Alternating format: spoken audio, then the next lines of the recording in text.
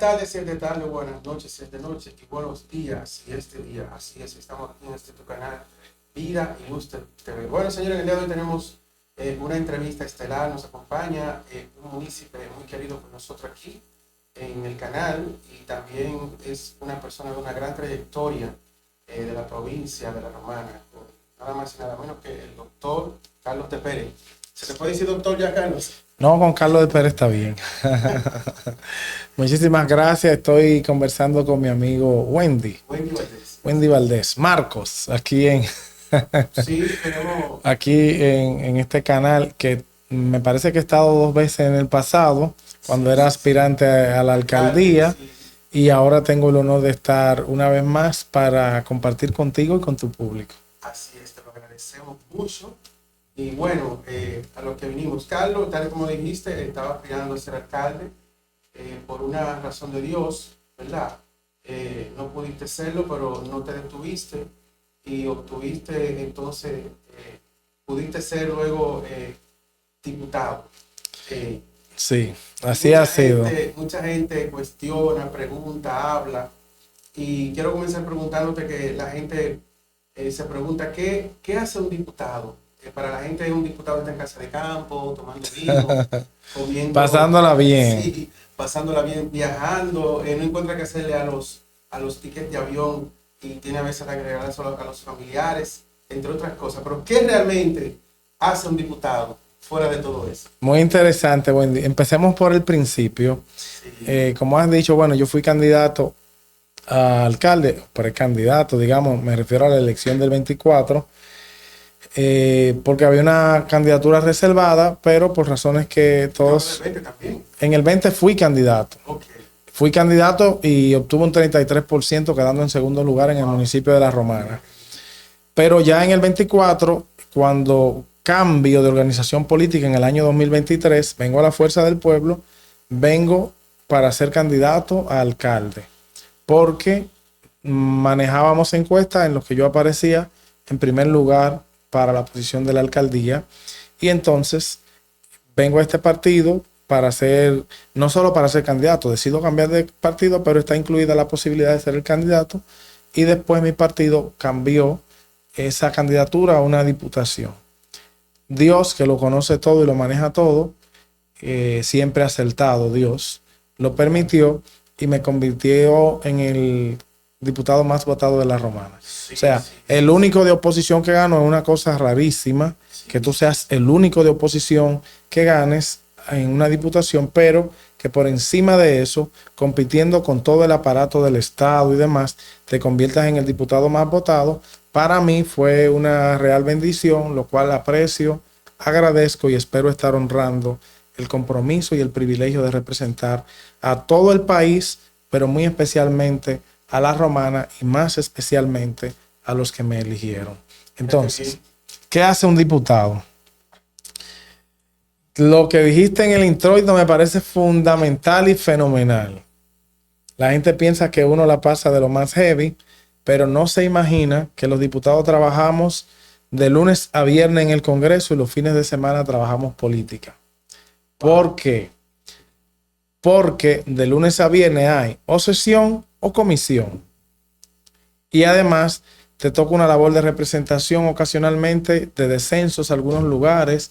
Por ejemplo, yo como vicepresidente de la Comisión de Derechos Humanos estuve recientemente, bueno, hace unos meses ya en Ocoa, que fuimos a investigar la muerte de unos jóvenes a mano de la policía, o por lo menos que murieron en custodia policial. Lo mismo va a tocar aquí en La Romana con un joven que dicen que era pastor y que murió bajo custodia policial. Sí. Y lo propio en otras provincias del país, porque vamos a hacer... ¿Ya le conocen la medida de coerción a los...? Sí, eso vi. Vamos a conocer el estado de las cárceles del país, de la mayoría de las cárceles, sí. Eso sería excelente. La Comisión de Derechos Humanos de la Cámara de Diputados, de la que soy vicepresidente.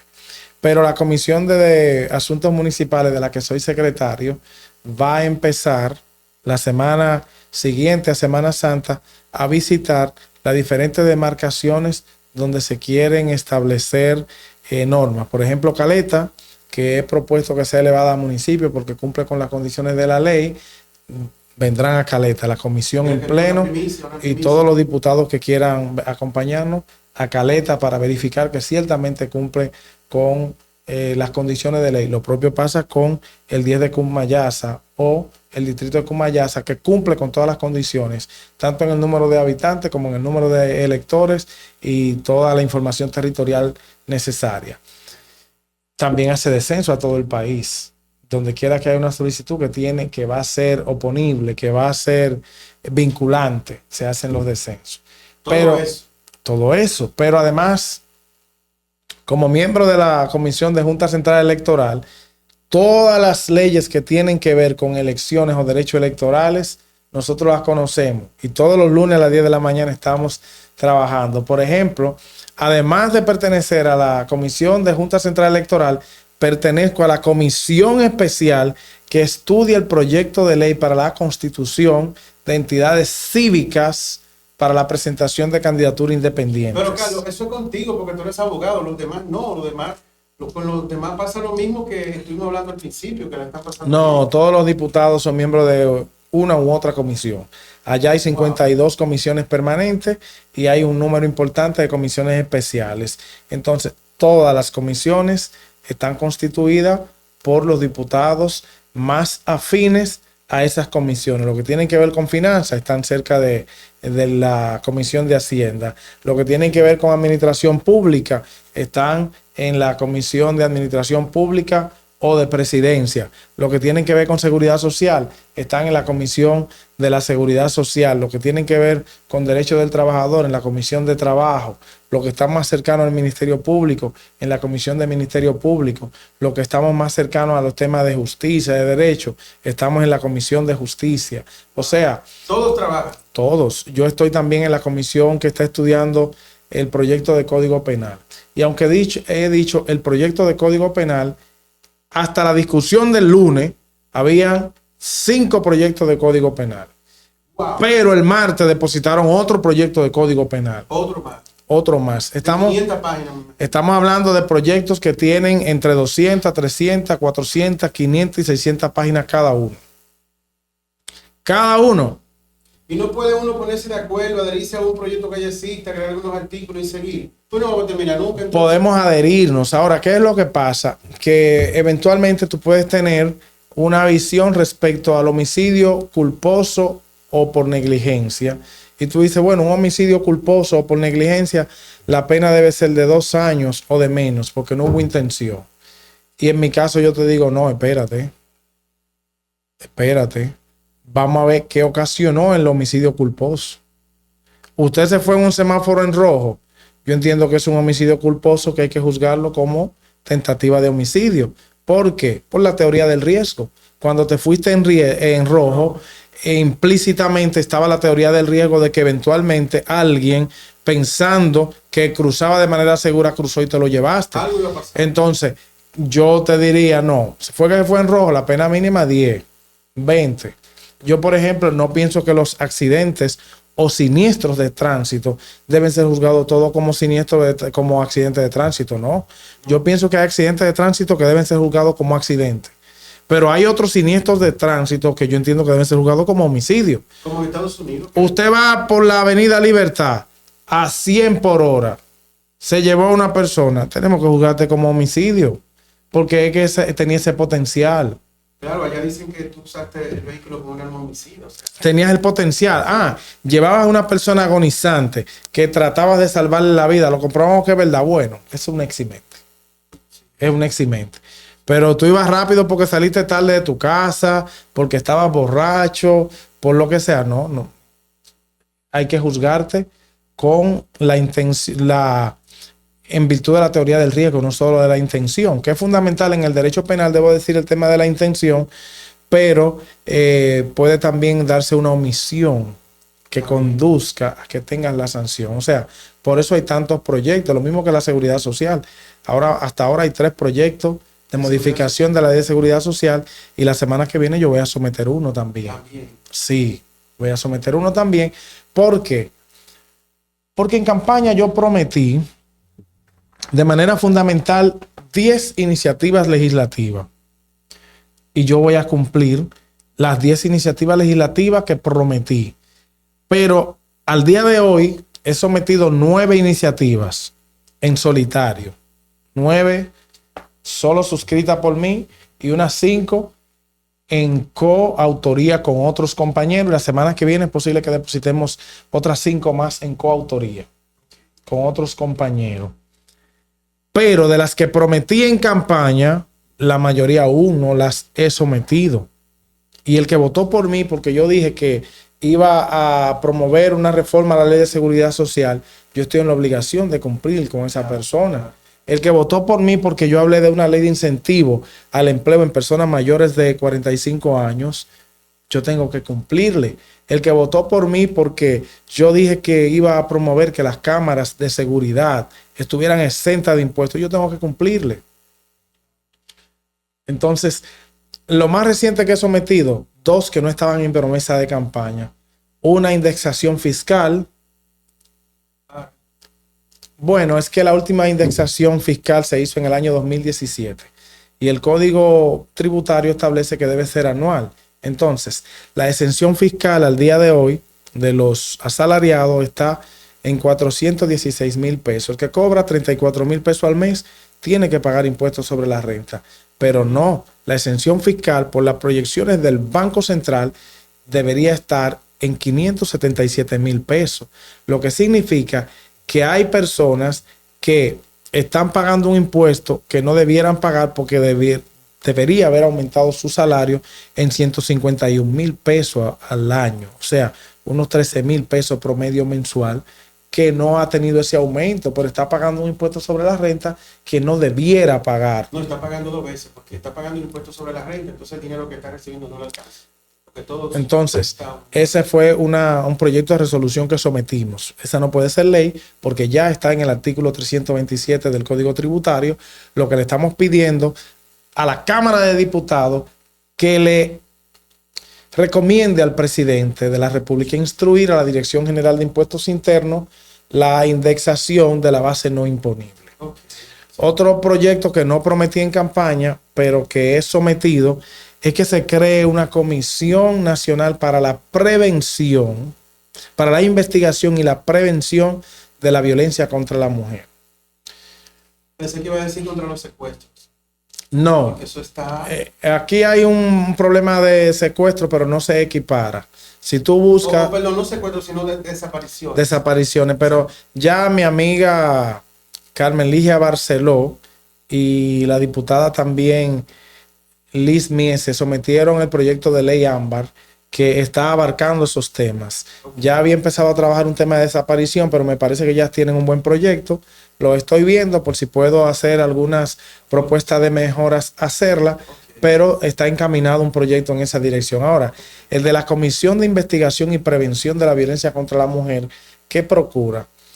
Es que hay patrones comunes en la muerte de mujeres a mano de sus parejas o exparejas. Y hay proyectos como... ¿Cuáles son esos patrones? Hay varios patrones comunes, pero déjame contarte que en Finlandia tienen un proyecto que se llama Kiva, que con ese han logrado reducir el 80%, entre 40 y 80%, el 80%, de la violencia o el acoso, sobre todo escolar. Entonces, si hay fórmulas que en otros países funcionan, puede que funcionen en nuestro país también, obviamente que aclimatándolo a lo nuestro. Entonces, ¿qué yo propongo al presidente? Que haga una comisión extensa integrada por el Ministerio de la Mujer, la Policía Nacional, el Ministerio Público, el CODUE, la FINJU, la UAS, el Colegio de Psiquiatras, el Colegio de Psicólogos de República Dominicana. ¿Para qué? Para que hagamos una investigación retrospectiva, 2014-2024. Esas 700 mujeres que murieron a mano de sus parejas o exparejas. ¿Cuáles puntos coincidentes tiene eso? ¿Y qué podemos hacer para evitar que siga pasando? Porque tienen puntos coincidentes. Entonces, empecemos a ver algunos patrones. La nocturnidad. Tradicionalmente pasa de noche. Mira, yo no tenía esa información. Pero ¿Por qué? es un levantamiento empírico mío. No es que esté en ningún libro, en ninguna parte. Yo empiezo a ver la nocturnidad. Es uno de los factores. No. El Estado tiene que investigar por qué opera la nocturnidad. Es el momento que coinciden en casa. ¿Será que en la calle hay un nivel de estrés que cuando llega a la casa con la exigencia del pago de la factura de la luz es suficiente para que explote? ¿O hay menos medida de seguridad Demandas estatal en el ambiente? podría ser, o sea, le toca al gobierno investigar eso. Demandas de pensión alimenticia cuando son expareja. Hay mucha coincidencia en eso. Entonces, el Estado... O sea, siempre que hay una muerte es posible que No haya siempre, no siempre. pero Generalmente. la posibilidad, Está el tema de pensión alimenticia, de que él no cumplió y lo apresaron, de que tenía varias denuncias. O sea, hay muchos puntos coincidentes. Y la pobreza también lo influye. La pobreza influye eventualmente, pero es que el gobierno tiene que mapear incluso la zona donde más está pasando. Por ejemplo, en La Vega, en estos días han ocurrido 2 asesinatos de mujeres a mano de sus parejas o exparejas. Entonces, ¿qué está haciendo? Que en La Vega, en este momento, hay una secuencia. O sea, el gobierno tiene que investigar, porque a partir de que tú tienes los datos, tú dices, bueno, hemos visto que pasa mayoritariamente de noche. Hemos visto que pasa mucho lunes. Hemos visto que había bebido la persona antes de. Hemos visto todos esos comportamientos. Se puede hacer un proyecto de ingeniería social que modifique esos comportamientos, si no en la generación presente, en la generación que está en formación. Pero se puede mitigar la violencia contra la mujer a partir de datos científicos. Incluyo ahí a la OPTIC también, que es la Oficina Presidencial de Tecnología de la Información. ¿Por qué? Porque nosotros podemos decir, estas 700 mujeres que murieron en esos 10 años a mano de sus parejas o de pareja, es un número inmenso. ¿Cuáles de ellas tenían redes sociales? ¿Cuál fue su último post?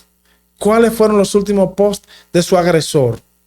Nosotros podemos conseguir información valiosa que nos permita saber si habían cuadros psicóticos, depresivos, desafiantes, nueva pareja. Todas esas cosas se pueden analizar si hacemos un levantamiento serio, y eso puede dar como resultado que mejoremos el ambiente de seguridad de nuestra mujer. En Finlandia, ¿fue que me dijiste? Finlandia tiene el proyecto, el modelo se llama Kiva, que ya está en ejecución. Ahora, no me parece que ellos amanecieron un día y dijeron, vamos a intentar hablar tal cosa. No. No, Es seguro que buscaron datos. Entonces, mientras nosotros estemos reaccionando, incluyendo en uno de los proyectos, me parece que habla de 40 años para el feminicida. Le puede poner 200, él se mata también. Sí. Entonces, le puede poner 200, si no se mata, no salvaste la vida de la mujer. No, y además también, tú sabes que yo siempre he criticado que el Estado no está para matar a los delincuentes, como la gente lo ve, ni para estar como poniendo ese tipo de normas, porque cuando el Estado mata a las personas, tiene que estar condenando a altas penas, así de alguna manera hay un fallo. Entonces es mejor prevenir esa situación y buscar una salida a tener que estar condenando a las personas. Se puede tener la combinación de la sanción, Sí, como el Código Penal, por ejemplo. pero no se puede ir por lo más fácil. No, porque eso es irse por la rama. Eso es irse por la rama. La sanción, sola la sanción es irse por la rama. Pero sobre todo que no protege a la mujer, porque la sanción es para cuando ya se dio la comisión del hecho. Entonces, si tú lo que quieres es proteger a la mujer, tenemos que, en la medida que sea posible, reducir la incidencia. Tenemos que ver también si la forma que lo publicamos está aumentando el patrón de conducta. ¿Por qué? Como pasaba antes con Los sucesos. Acuérdate de sucesos. La gente discutiendo decía, tú y yo vamos a salir en suceso. Entonces, tenemos que verificar si la forma en que se comunica también está incidiendo en el aumento. Le da ideas, porque no solo dicen Juan asesinó a su esposa fulana, sino que dicen para asesinarle fue a la ferretería, compró esto, después fue a tal sitio, lo otro. Y un tipo que a lo mejor en su mente muy lejano había pensado en eso, dice, lo que me faltaba era el método, aquí me lo han explicado cómo hacerlo, por ejemplo. Carlos, Dime. tú sabes que yo soy asesor migratorio y siempre que hay una noticia como de que el país podrá viajar, o sea, los ciudadanos dominicanos podrán viajar a Europa sin necesidad de usar visa, pues eso causa un revuelo nacional. ¿Qué es lo que pasa? ¿Qué debe de suceder en el país para que por fin los dominicanos puedan entrar a Europa sin necesidad de visa?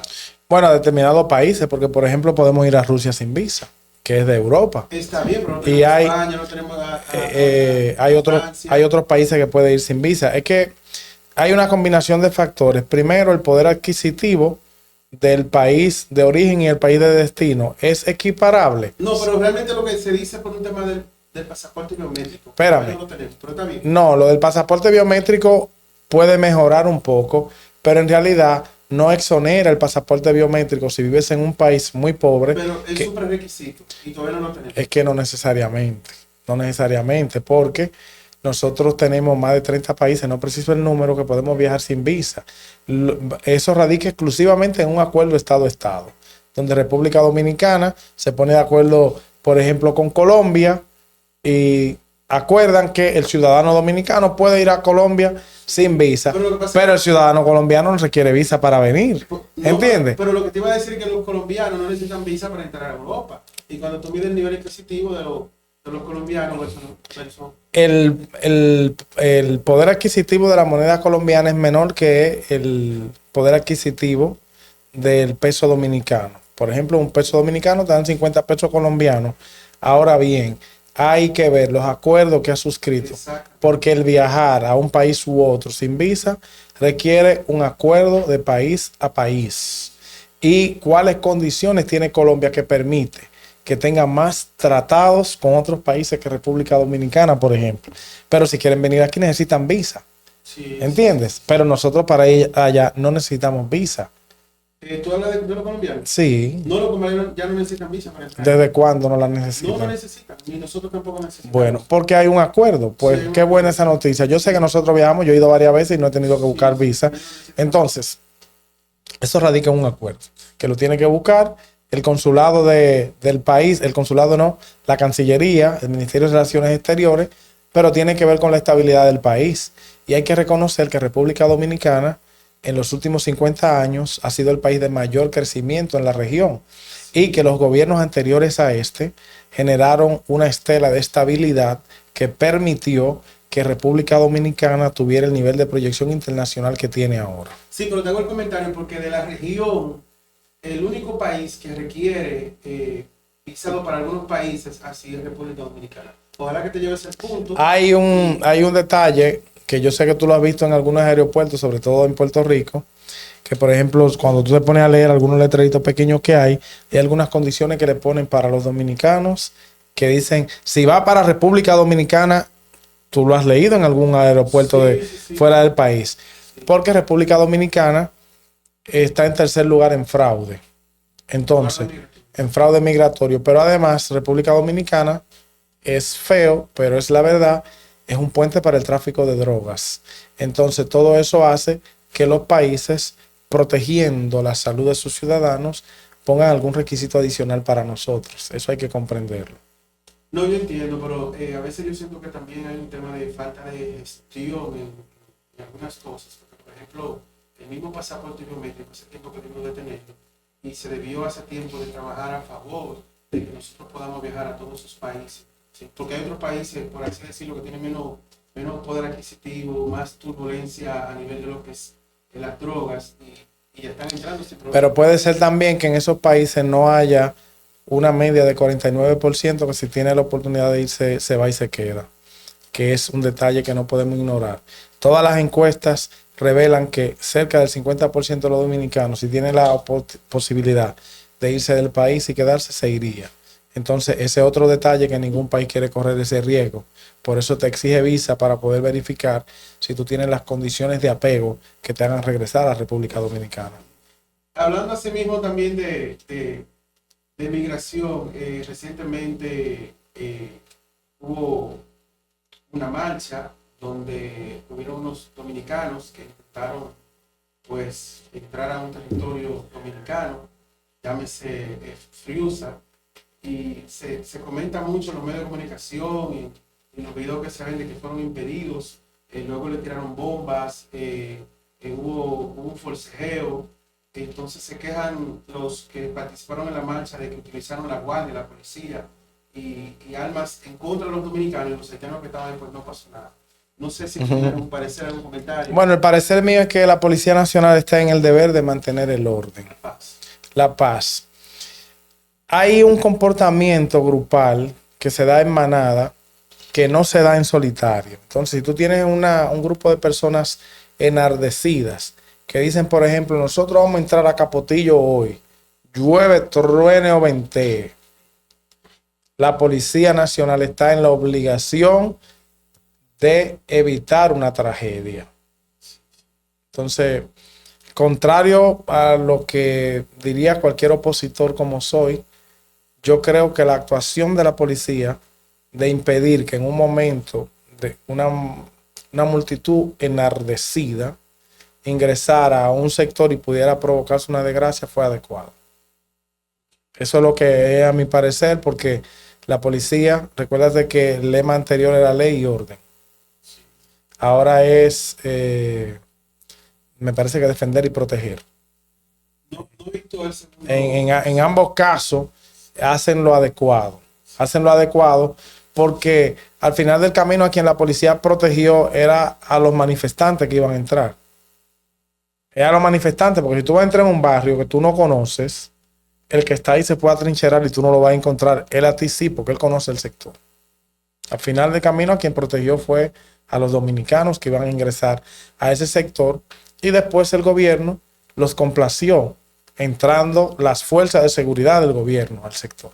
Okay. Y la reacción del presidente luego que al otro día lanza 15 medidas para... ¿No le dio la razón a ellos? Le da la razón. Todos los presidentes siempre dicen que van a hacer, no hacen. ¿Por qué se esperó? Si están lanzando 15 medidas ahora, ¿qué pasó antes? O sea, básicamente el presidente Abinader es reactivo. pero muy reactivo. Si tú lo verificas desde que juró al cargo en el año 2020, él reacciona. El presidente no acciona. El presidente nuestro no tiene iniciativa. O sea, que yo recuerde, no hay una medida que el presidente haya tomado que surgió de su fuero interno. De vamos a resolver tal cosa. No, él vive reaccionando. Por ejemplo, eso mete una reforma. ¿No será que tiene temor? Creo que es una debilidad de carácter definitivamente. O sea, una persona que no soporta las redes sociales, que cuando las redes sociales y no soporta una pregunta incómoda, es claro que tiene una debilidad de carácter importante. Lo cual es peligroso para un presidente. Por ejemplo, la reforma fiscal no soportó la presión y la retiró. Pero así ha pasado con paquetes de medidas. Él ha designado un funcionario, 3 gente aparecen y dicen, ese funcionario usa camisa verde con azul y blanco, decreto revocándolo. O sea, es el comportamiento del presidente. Él es... Luego de ese diputado llamado Carlos de Pérez, la romana. Sí, entonces él no podría destituirme porque yo soy diputado. Tiene que destituirme el pleno de la Cámara por falta grave y por juicio político, pero bueno.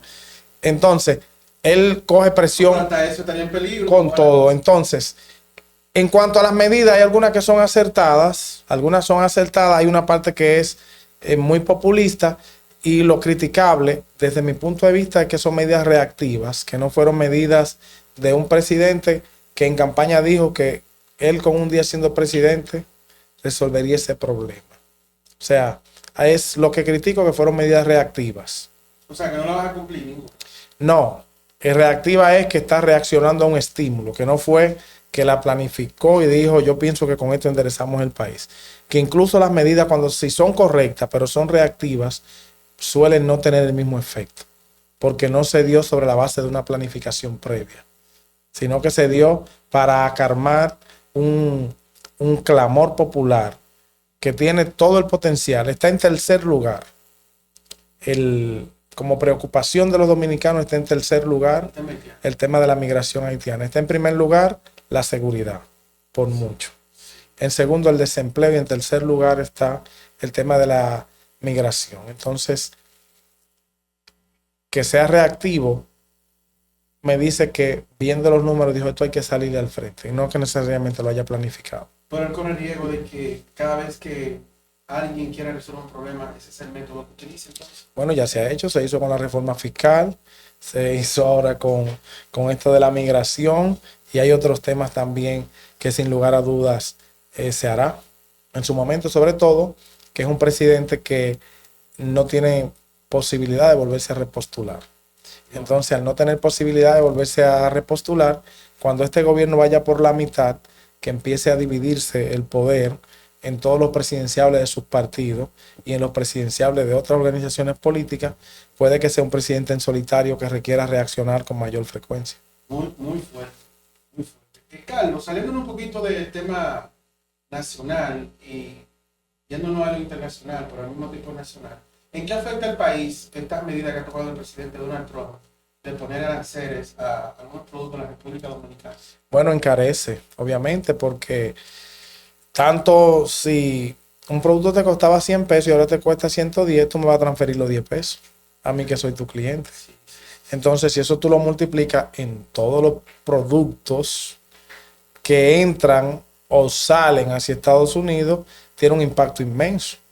De hecho, ya el comercio dominicano se está reuniendo para empezar a verificar cuáles medidas se pueden tomar frente a esos aranceles que Estados Unidos ha colocado de un 10% para República Dominicana, que fue el 10% universal. Sí, a nivel global. Sí. Ese fue el 10% global, o sea que no fue que nos maltrató. No, porque China está en 104 ahora mismo. Pero China le acaba de responder hoy poniéndole sí. en 84, 84. Sí, a Estados 84, Unidos. le agregó los 50 que le puso. Sí, entonces Estados Unidos pierde en esta guerra. Ajá, ¿por qué? No frente a China, pierde frente al mundo completo. ¿Por qué? Bueno, porque ya el mundo no es unipolar, es multipolar.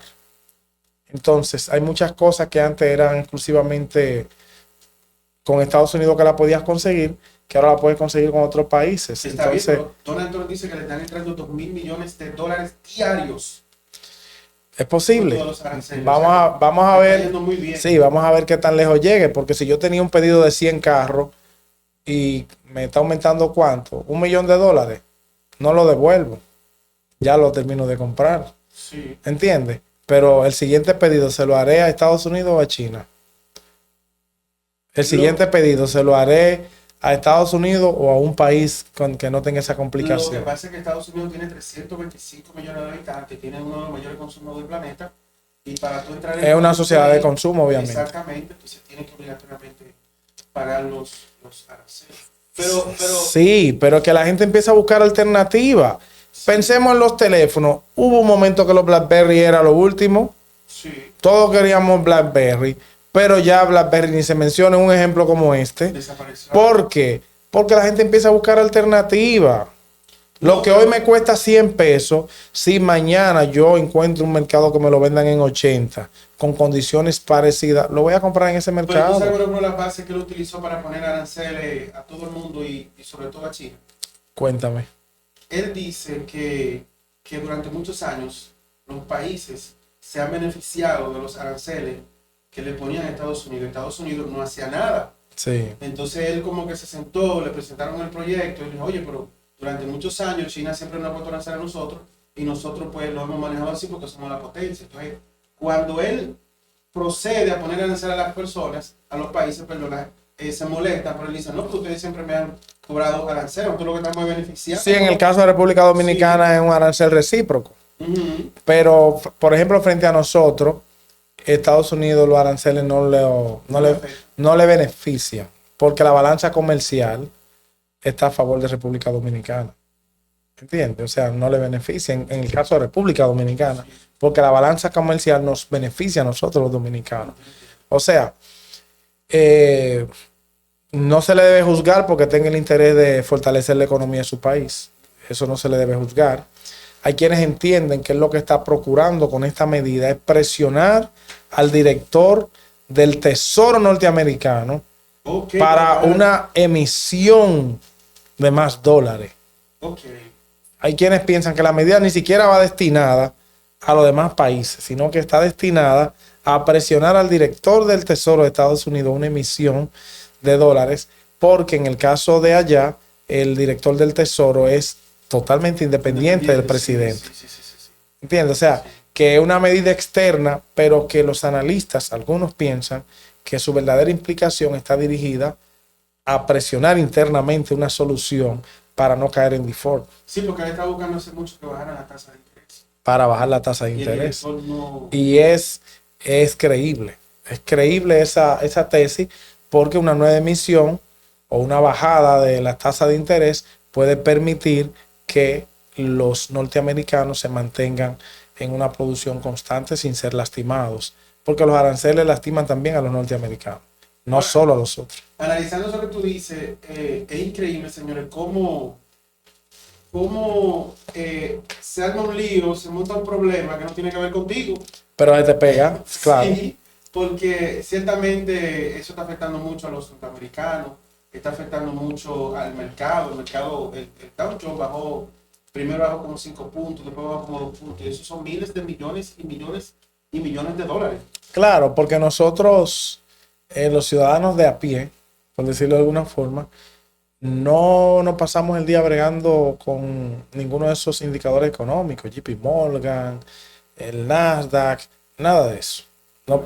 No pasamos el día en eso, ni viendo si subió, si bajó. Lo más que llegamos a quejarnos es si el dólar sube.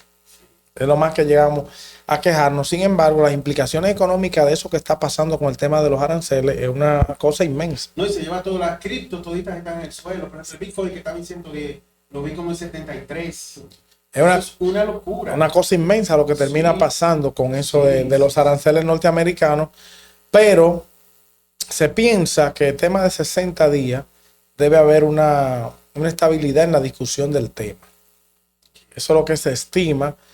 Como te he dicho, ya las grandes empresas de República Dominicana han empezado a reunirse para verificar que, de hecho, el presidente Leonel Fernández, desde que se establecieron los aranceles, recomendó al gobierno de Luis Abinader hacer los análisis del lugar para contrarrestar.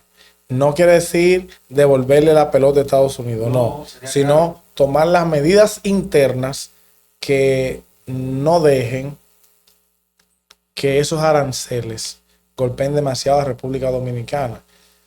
Danilo Medina lo dijo en una palabra diferente, que cuando se quiere quebrar un país, lo primero que se le hace es cerrarle las puertas al comercio.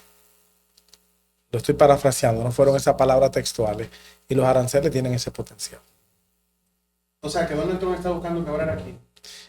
No necesariamente quebrar, fortalecerse, pero hay decisiones que tú tomas que de manera colateral golpean. Por ejemplo, si tú aspiras a diputado y yo también, y hay una sola curul, yo no quiero que tú pierdas, yo quiero ganar. Pero la consecuencia de yo ganar implica que tú pierdas. Claro. Entonces vas a tener un efecto que no era el que yo deseaba. Yo lo único que quería era ganar. Ahora, para yo ganar, tú tienes que perder.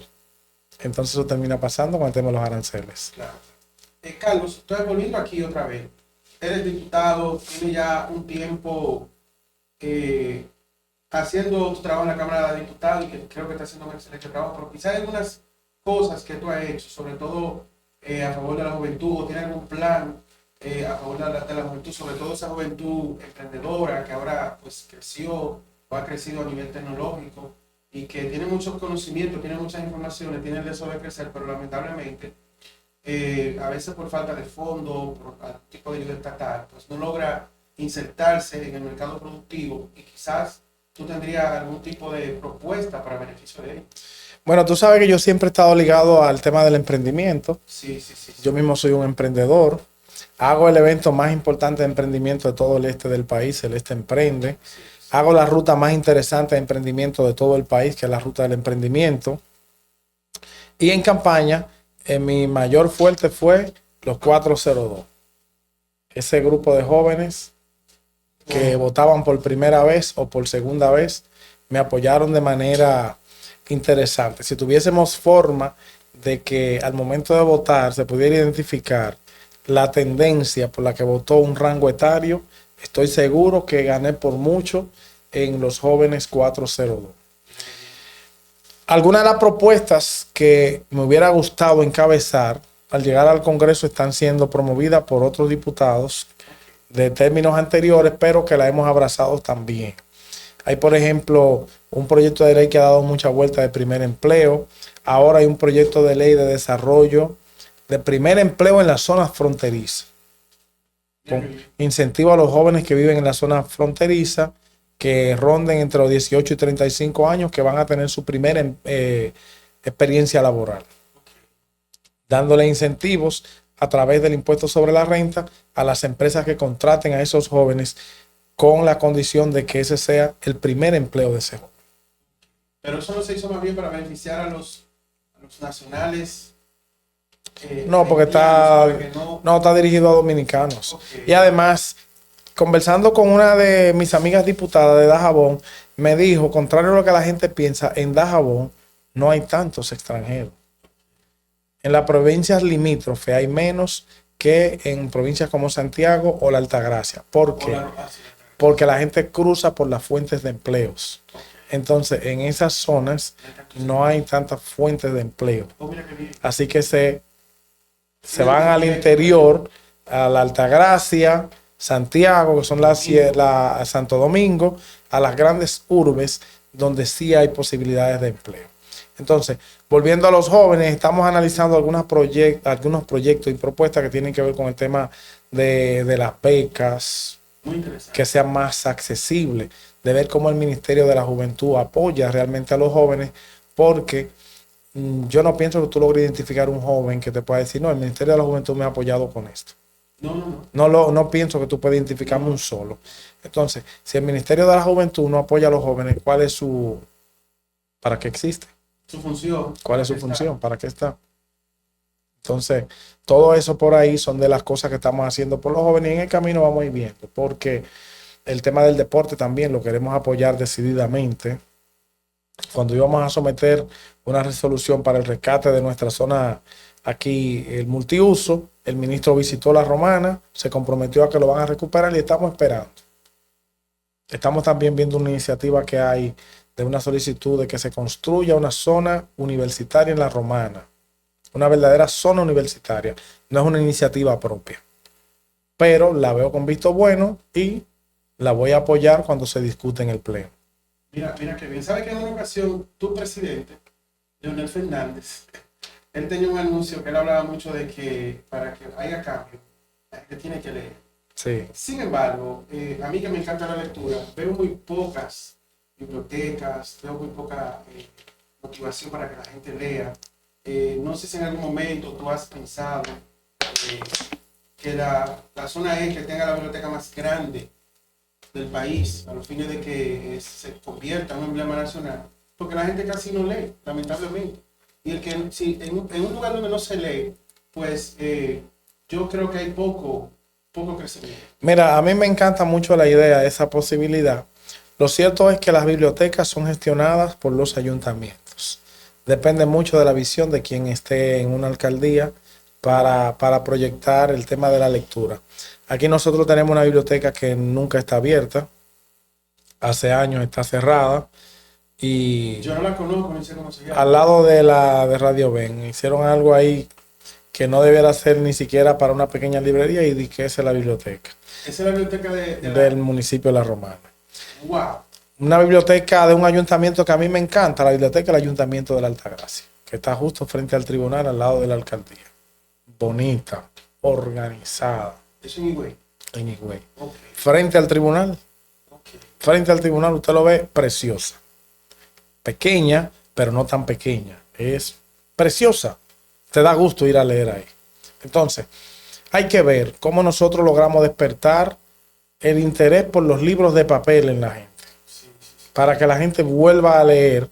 Y hay muchas cosas que se pueden hacer. Aquí hay un muchacho que tiene un proyecto donde tienes la comida, el libro, el café, bien bonito, que da deseos de ir a ese lugar, sentarse a tomarse un café, mientras puedes tomar un libro de sus estantes y leerlo sin tener que comprar el libro. Sí, claro, Adulán. Okay, él ahora se ha mudado para el centro mutualista, sí, yo estuve allá, tú sabes, tiene razón. pero nosotros tenemos que despertar el interés en la lectura. Porque uno de los problemas que ha hecho que se esté perdiendo el interés en la lectura lo analiza Jonathan Haidt en su libro La generación ansiosa. En el libro La generación ansiosa, él describe con extremada brillantez que las redes sociales nos han acostumbrado a los pequeños shots de dopamina.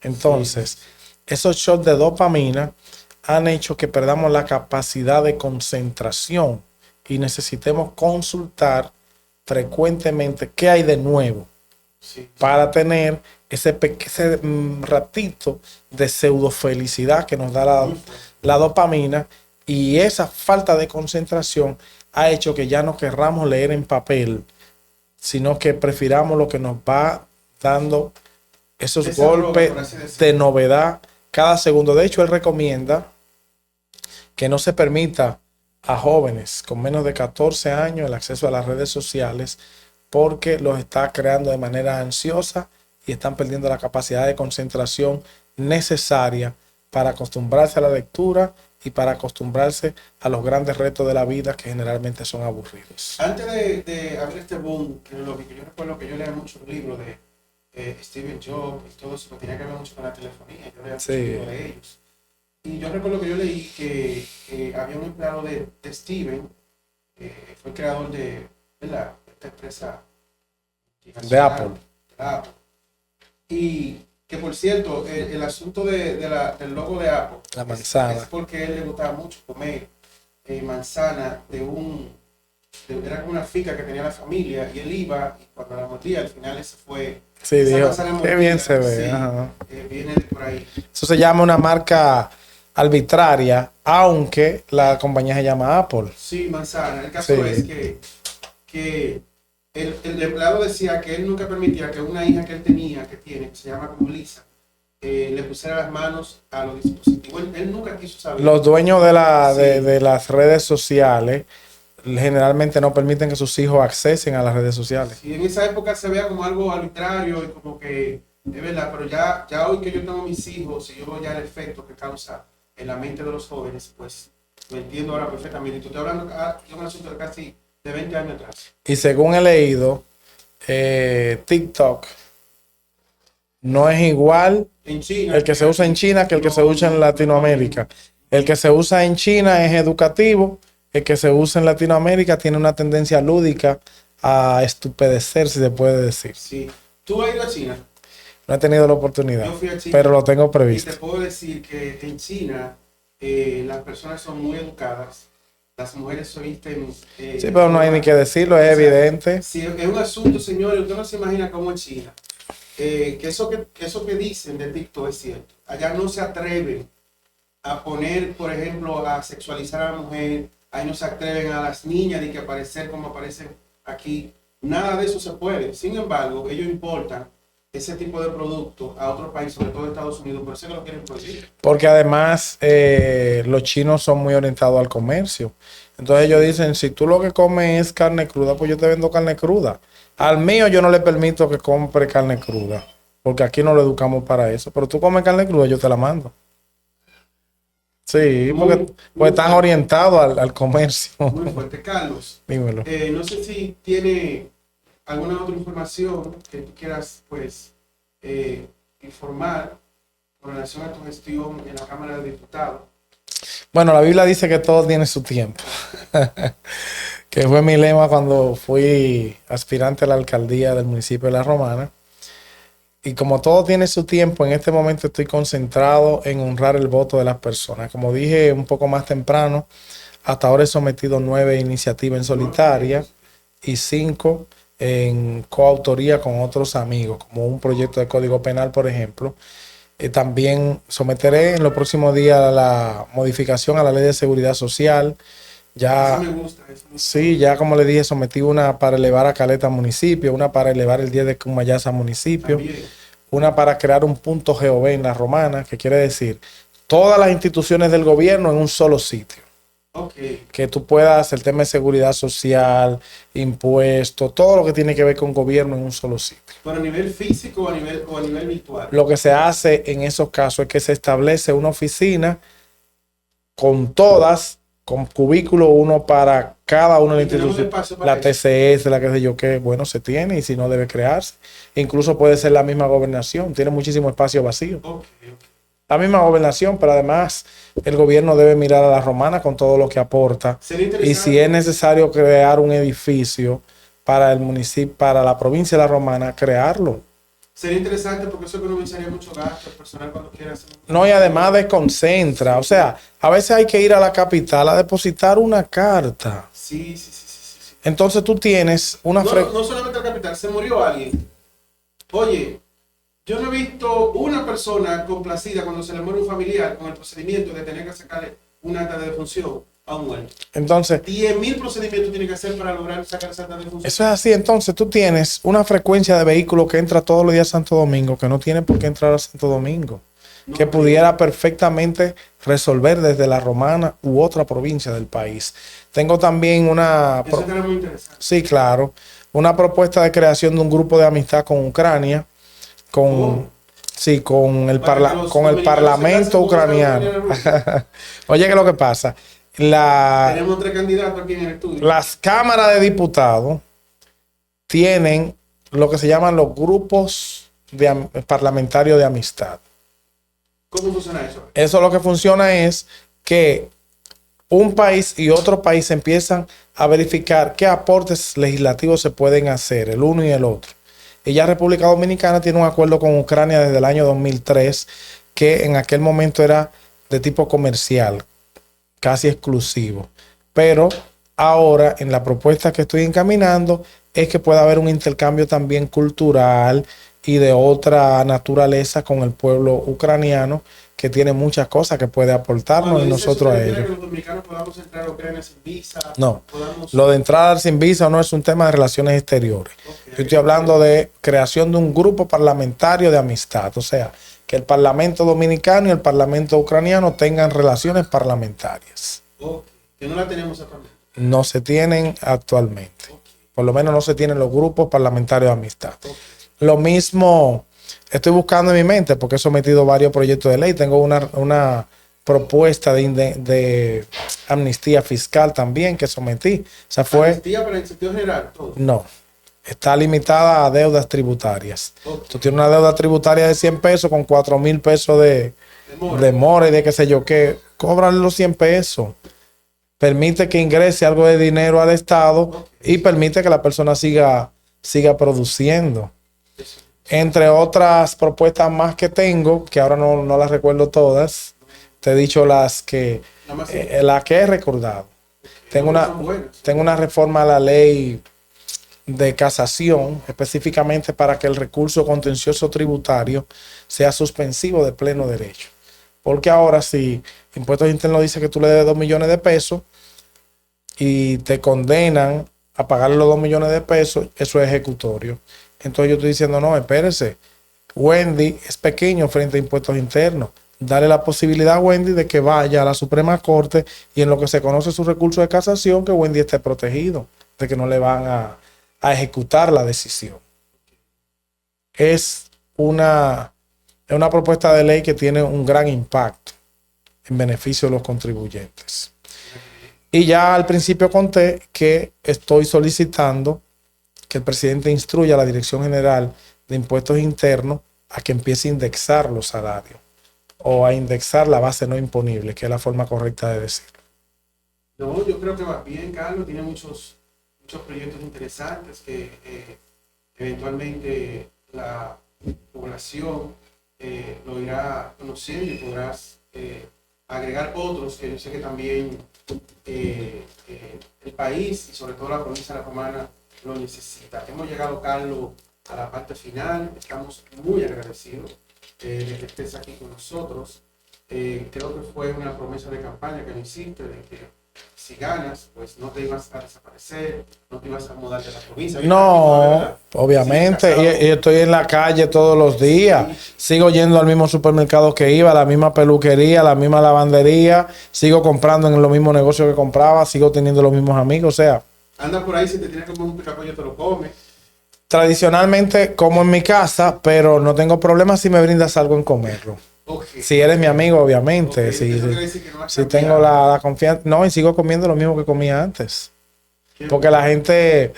Lo primero, por ejemplo, la Cámara de Diputados. Nosotros comemos allá, es verdad. Pero lo pagamos. Sí, sí. Lo pagamos lo que comemos. No, cuando digo... Pero es comida básica. Ahí no hay nada. Nunca he visto nada que no sea lo mismo que yo como en mi casa tradicionalmente. Incluso en mi casa pienso que cocinamos mejor que lo que se brinda. Es verdad. Esa es la verdad. Real, tú sabes que yo cocino.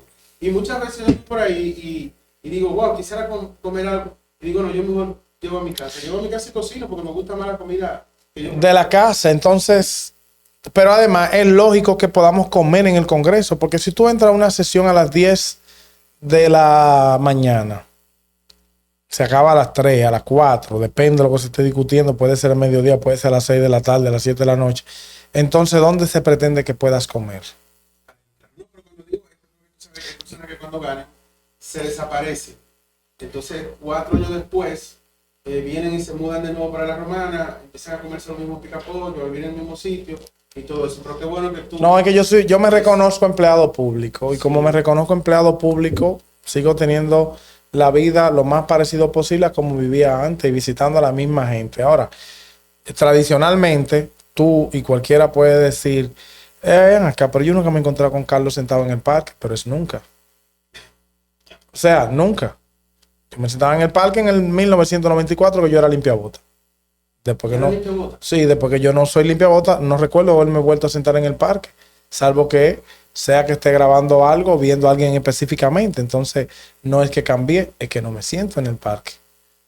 Alguien puede decir, Carlos no me visita. Bueno, nunca te he visitado. O sea, no es que cambié, es que no he visitado antes. No, y ahora tiene más trabajo. ¿Tú entiendes? Me mencionaste que hay como 50 comisiones.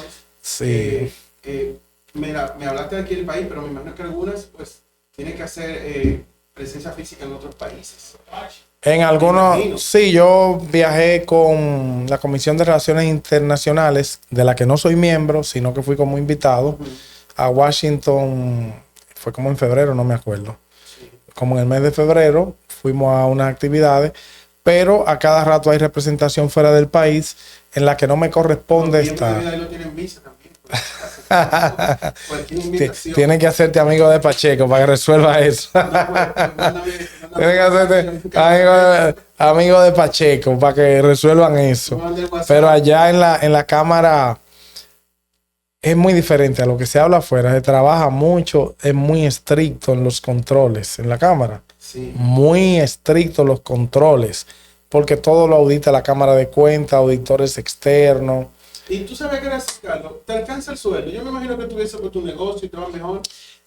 Sí, no, porque el negocio no me permite hacer algo que me permite hacer la Cámara de Diputados. O sea, el que yo pueda pensar en la posibilidad de que eventualmente se haga una comisión que proteja a las mujeres dominicanas, eso no hay dinero que lo pueda sustituir. El que yo pueda pensar que la indexación de la base no imponible para proteger los derechos del contribuyente pueda convertirse en norma ejecutable el año próximo. Eso no hay dinero que lo pueda resolver. Es un punto GOV, un niño que logré conseguir con un amigo que le hicieran unas cirugías que ellos necesitaban, 5 cirugías. Una familia que no me apoyó políticamente, que no votó por mí. El que yo pueda hacerle ese aporte, eso solo lo puedo hacer desde esta posición que la gente me ha permitido tener. O sea, el que yo haya denunciado una anomalía en las cámaras de comercio del país que estaba causando pérdidas millonarias todos los días y que producto de mi denuncia la Cámara de Diputados se haya reunido con la Cámara de Comercio del Distrito Nacional para gestionar una solución y que antes que termine el mes de abril ya hay promesa de resolverlo para todo el país. Eso solo puedo hacerlo desde la posición que ostento. Entonces, si tuvieras que volver a hacer, volverías a ser diputado. Si te da la oportunidad. Si tengo la oportunidad, en estas circunstancias sí. No eran mis aspiraciones primarias, pero como todo tiene su tiempo, ha sido este tiempo para ser diputado. Pero ahora que dice esto, tú me parece mucho al DS-160, el formulario de la embajada. Porque ahora tú respondas, pues surge otra pregunta. Entonces, yo pensaba hacerte más preguntas, pero ahora que me dice eso, te pregunto que si aún tienes planes de ser alcalde, ¿lo tienes todavía? La Biblia dice que todo tiene su tiempo. O sea, Llegará el momento de responder si tengo las intenciones y si es el tiempo también. bueno, La Biblia un no dice, es un sí para mí. la Biblia dice, el caballo se alista para la batalla, pero Dios es quien da la victoria. Esa es una. Pero mi versículo que he hecho bandera es que todo tiene su tiempo. Entonces, este es el tiempo de ser diputado. Ya más adelante sabré si es tiempo de ser alcalde o no, de ser otra cosa que no sea diputado. Por ahora estoy enfocado en ser diputado, en honrar el voto de las personas, de manera que si no vuelvo a hacerlo por la razón que sea, haber servido con mucha dignidad en la posición que hoy tengo. Que tiene mucha credibilidad todavía. No, y yo sigo ejerciendo. Todos los días sigo ejerciendo. Cuando yo termine esta entrevista, me voy a trancar en mi oficina a escribir.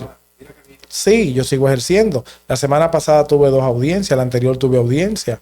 Yo sigo ejerciendo normal. Sigo ejerciendo normal. Tengo un grupo de abogados que me acompaña. Tengo un personal que me hace las diligencias como parte de mi equipo de trabajo, que lo tenía antes de ser diputado, que lo sigo teniendo.